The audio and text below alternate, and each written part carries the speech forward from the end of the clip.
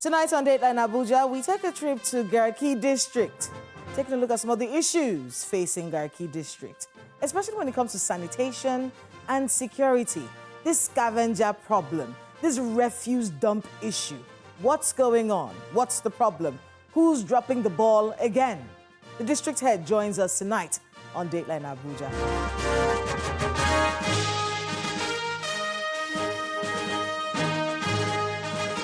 Hello and welcome to Dateline Abuja. I'm Kayla Megwa. Let's kick off with the major stories this week from Nigeria's presidency. It's time for our Abuja Wrap. President Bola Tinubu on Wednesday, October 1, assured Nigerians that he's erecting a solid economic foundation to make Nigeria a better place for all. President Tinubu made this disclosure in his national broadcast to the nation on the occasion of Nigeria's 65th Independence Day anniversary celebration. Speaking on the state of a nation, Tinubu said he inherited a near-collapsed economy caused by decades of fiscal policy distortions and misalignment that had impaired real growth. Our administration has redirected the economy towards a more inclusive path, channeling money to fund education, healthcare, national security, agriculture, and political economic infrastructure, such as roads, power, broadband, and social investment programs. Our administration is setting things right now. I'm pleased to report that we have finally turned the corner. The worst is over, I say.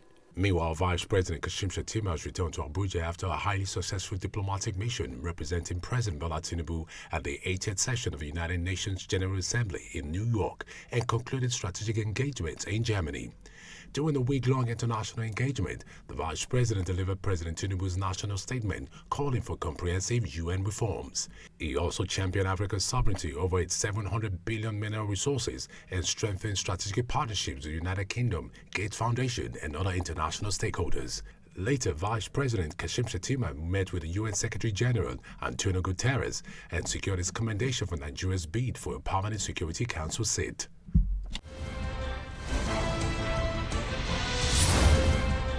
Welcome back. In this two-part interview, we take a look at governing the districts in the nation's capital. Tonight, our focus is on the Garki district, with the district head of Garki, is a town planner, Stephen Yakubu. He's talking to us tonight about some of the issues facing the Garki district, security, and then the big problem right now, refuse disposal. What's going on? Months of refuse piling up. This whole scavenger problem that Garki is facing. He also believes that environmental sanitation should come back as the FCT minister promised. Is this something that should be done weekly? Is it something that can be done at all? Some people think it's outdated. How do we bring the cleanliness culture back in Garki district? Please watch this.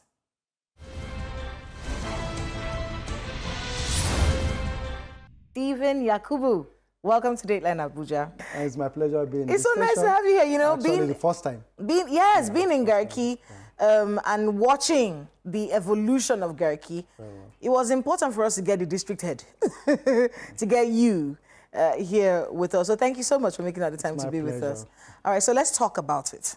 Garki as a district. Yeah. Are you satisfied with the way Garki looks? Just the optics of Garki? Sincerely speaking, I'm not satisfied. And the reasons based that, you know, in every sphere of life, as a human, you never can say you are satisfied in everything. Rather, you say you are contented because it's biblical. And when you say satisfaction, satisfaction is relative. Now, going to the question you have posed, am I satisfied with the way Garki looks? Now, let me go a little bit back to say Garki is wide as a district. Now, if I want to limit myself, I would now decide to say Garki, we have Garki village, and now in Garki we have area 1, area 2, area 3, right? We have Wuse, we have zone 1, zone 2, zone 3. Unfortunately, there's no zone 4. And there's Wuse Wuse 2, you understand? Yes. So all of those areas, but the Wuse 2 It's not Garki district per se. That is another district. Or Central is another district. Wait, the area 1, area 2 is under Garki. Is Wuse is a district on its own? Yes. Now? Okay. Yes. So in Garki, we're looking at area 1, 2, 3. There's Garki 2, isn't there? There's Garki 2. Garki 2, that is where I am domiciled. Okay. Where Garki village falls. But Durumi has its own district head. Garki is another district of its own. You mean Durumi? Yes. Garki is another so district. So Garki has a district of his own, Durumi has its own district. All right. So the reason why I asked you about the way Garki looks is that over the years, especially area 1, crime, criminality, IDPs, loitering, robberies, all those things, they're almost associated with area 1. And at least we saw at the roundabout, thanks to the FCT minister, really, we saw the sanitization of area 1 roundabout all the way to Apo. Very correct. But there are still pockets of problems in Garki.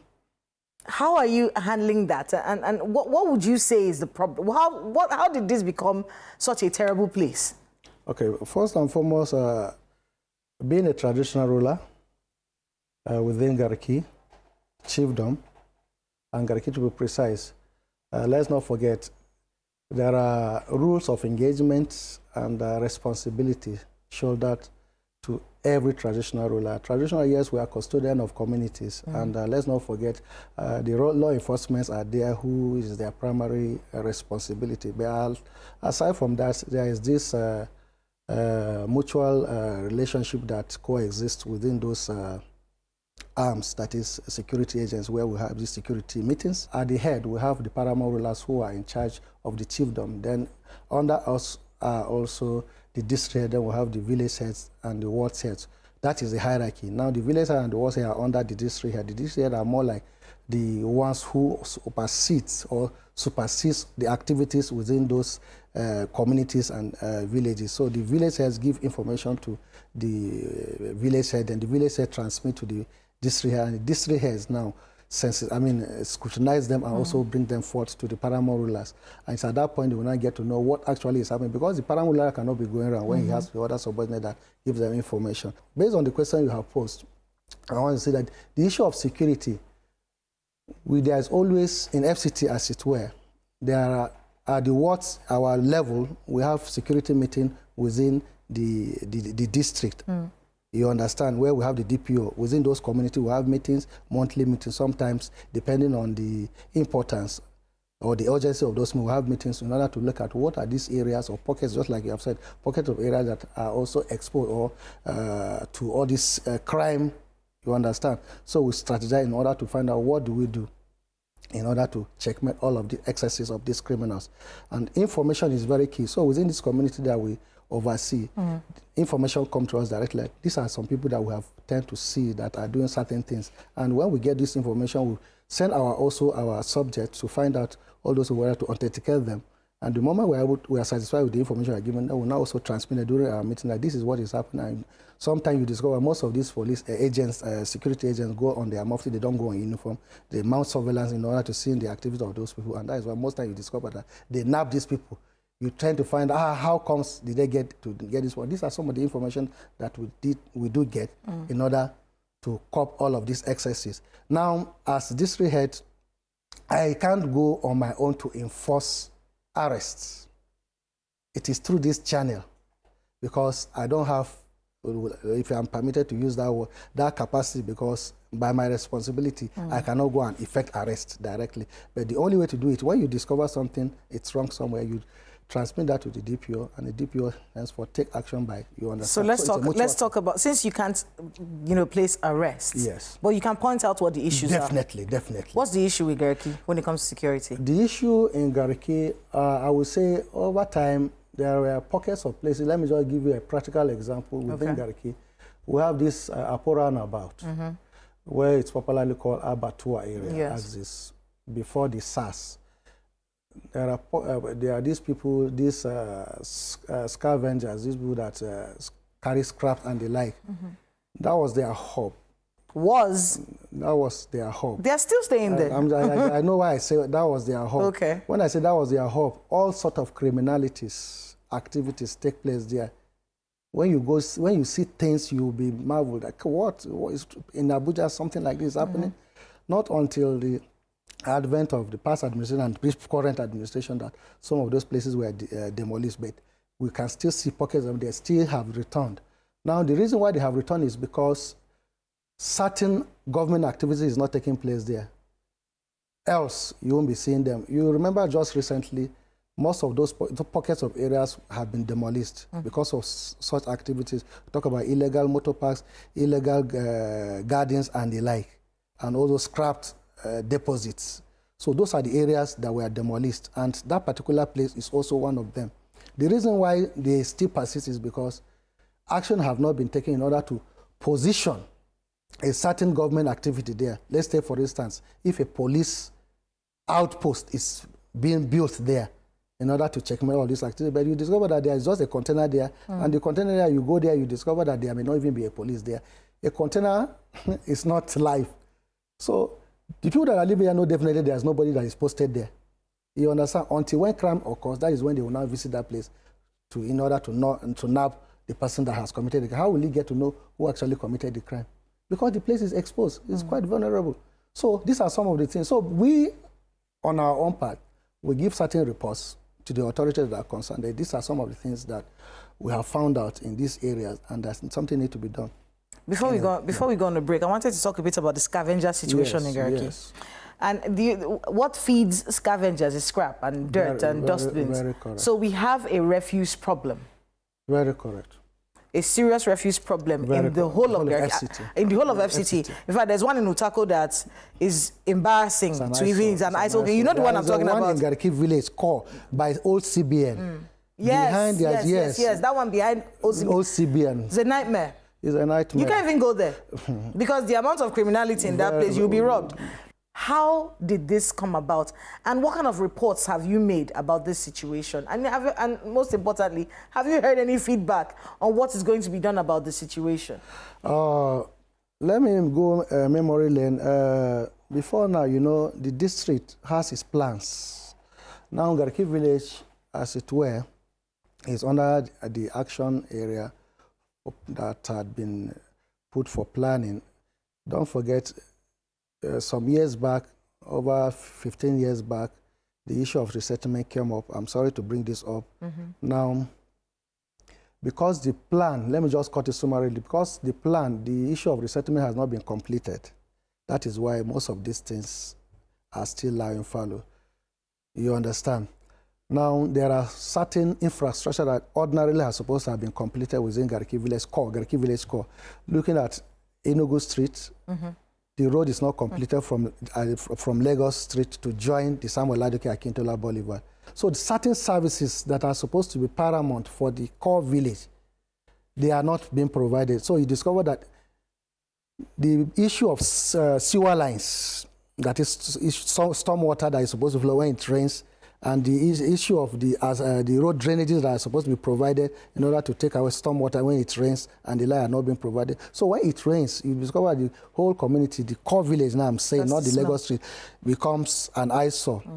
Smell everywhere. Then that place that we are talking about now, where refuse dump is, it's not supposed to be meant for refuse dump, but because it's the only available space, where can the people bring out their waste to dump?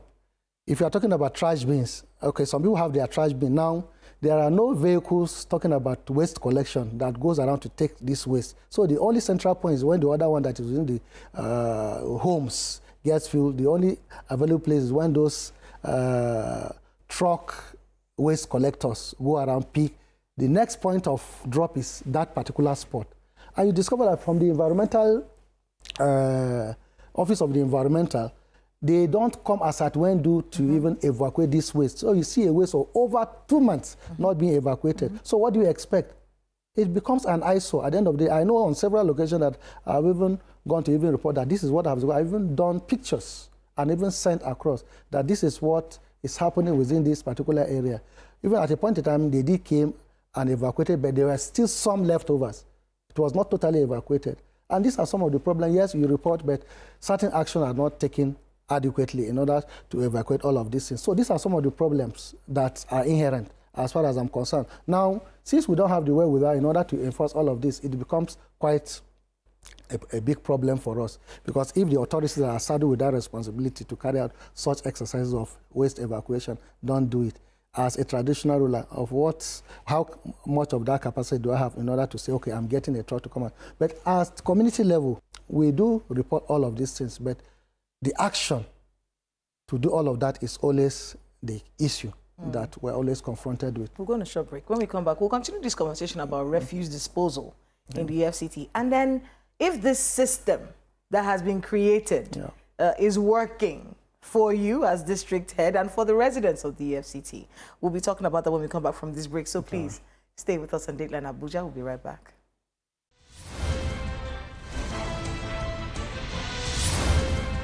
Welcome back to Dateline Abuja. If you've just joined us, Town Planner Stephen Yakubu joins us, and he is the district head of Garki district. Thank you so much again. Thank you once again for making out the time to be here with us. All right, let's talk about refuse disposal, because this has been, it's a front burner issue right now. Everyone is complaining about the fact that, even I'm complaining, even in my house, the refuse, we had to be calling. And when they came, you're right, they didn't take everything.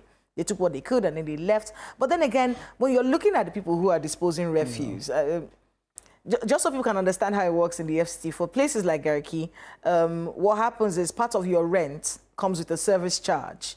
And your service charge, according to what the landlord tells us, part of that service charge goes to the Abuja Environmental. When it comes to refuse disposal, what can the FCT administration do differently?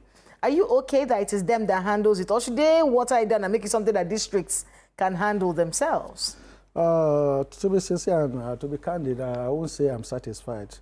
Even though at a point in time they had made efforts owing to other places that have seen this, the sub let this waste collection to contractors, if I'm allowed to use the word contractors, where you see private waste collectors who are registered with the Abuja Environmental Protection Board or FCT administration, who goes around. Given a practical example is the Apo resettlement.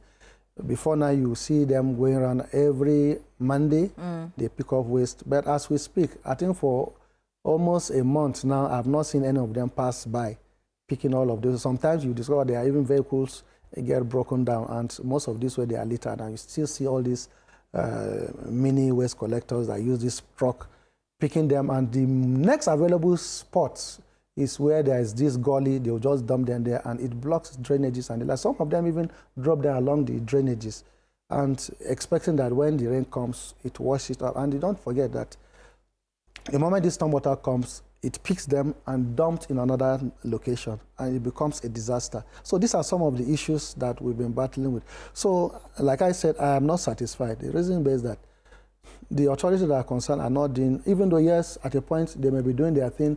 I think I remember vividly, we had this conversation one time in Bayes University, if I still remember correctly, where we were talking about the ways of waste collection, disposal to the right destination. We did talk about it. You see, one thing that is very paramount has to do with what kind of way, in our claim here, our waste is compact. We don't do waste sorting. You eat garri last night, you come and dump it in same waste bin. Paper, you dump in that same waste bin. Bottle, you dump in that same waste bin. There's no recycling. So there is no sorting. There is no sorting. In other claims, if it's bottle, you see the waste is with inscription, bottle, this one, you want that waste. So this is how, but in our own case, you discover that everything is compact, and it becomes difficult. So the people that are even collecting it, carry the whole thing, dumped, you go and dump it there, and when they are evacuating to the last destination, it's still compact. So that is why you discover that in those dump sites that perhaps are not even legal, these waste collectors, now you start seeing them using their irons, scavenging, to take plastic out, to take this out. So in their own way, they are trying to do sorting, and it's still causing more harm than good. You discover the whole place will be littered at the end of it, because when they do their sorting, they don't even bring those things back. Again, they leave it like that. And when the rain comes, it pushes them. So I am not satisfied. So what I think should be done is, the people that are doing all of this are not many.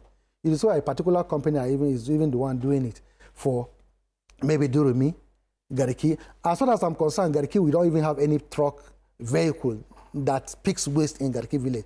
Perhaps Garki village core, when I say Garki village, I mean Garki village core. Perhaps they may have in FCT quarters, area 3, or the CBN quarters. But as far as Garki village core is concerned, where that waste we are talking about is, we don't have any vehicle that comes around. Neither are we talking about there is any monthly charge that they give to Abuja Environmental Protection Board. So these are some of the things that we had expected, the services, that the moment those services are there, of course, what do you expect? People will definitely pay, but when those services are not provided, how do you expect somebody to pay? Would it be better if the districts were handling refuse disposal? Well, there is nothing that is not doable. There is nothing that is not doable. If the district, now when you say, is it better for the district to handle? Well, who is that district that we are talking about? The district head. Okay, now you are specific. The district head would work hand in hand with the environmental people. Yes. So that it can be the district and environmental. That way you can even come up with local ways of doing these things. Exactly, because on several occasions, you see many car washes point everywhere scattered. They are not legal. Well, recently, most of those cities were cleared off because they cause more harm than good. Yes, you wash your car and you discover these chemicals from the Omo and the like.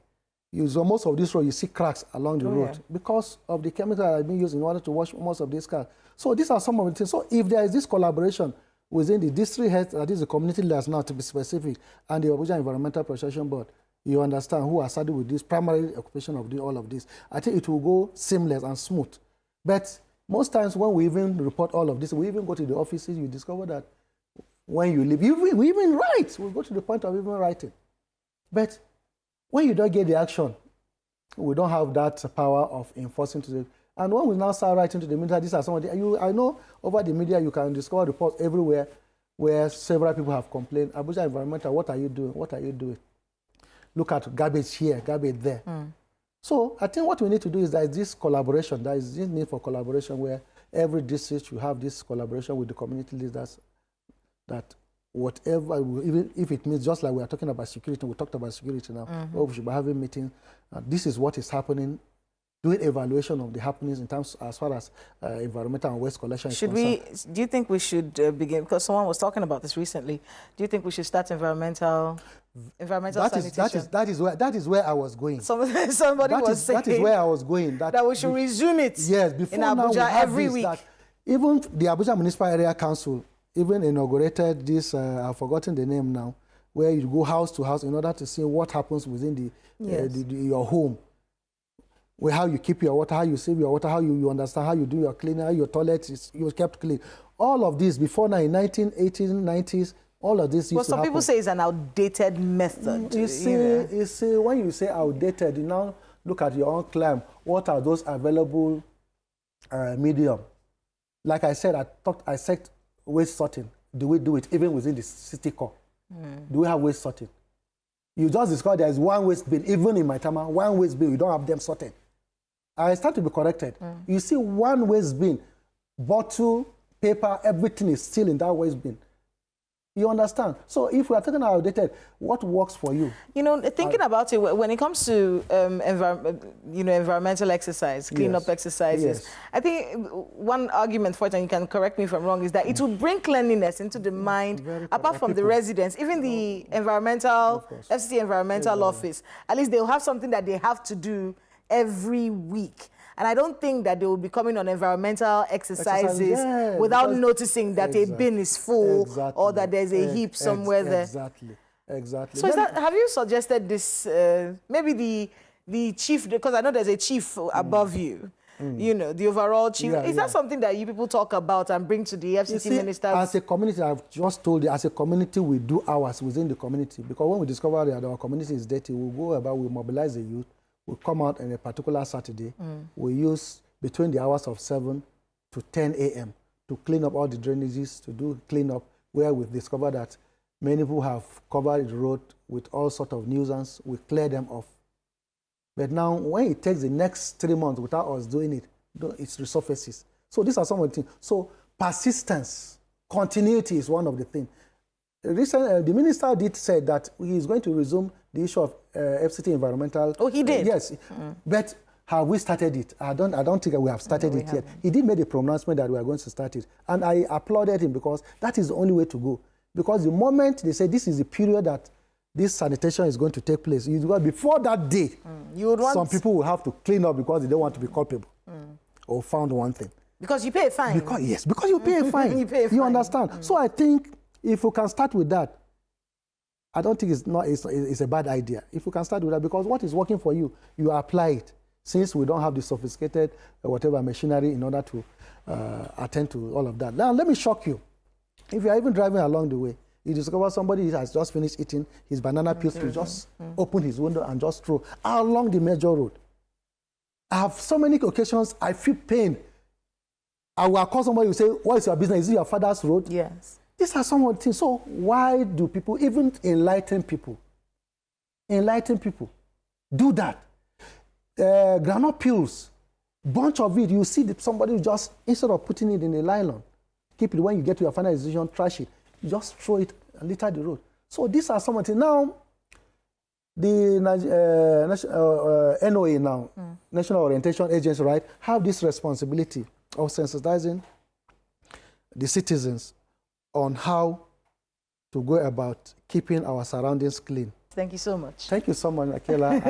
It's a pleasure also meeting you. For being with us here in Dateline, Abuja. And good luck with your district. Thank you so much. And Lord bless you with the good work you are doing. Amen. Thank you so much.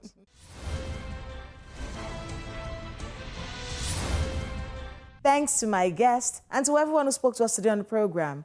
Please let us know the happenings in your neighborhood using the social media handle showing right now on your screens. Thank you so much for watching. I'm Kayla Magwa. See you next time.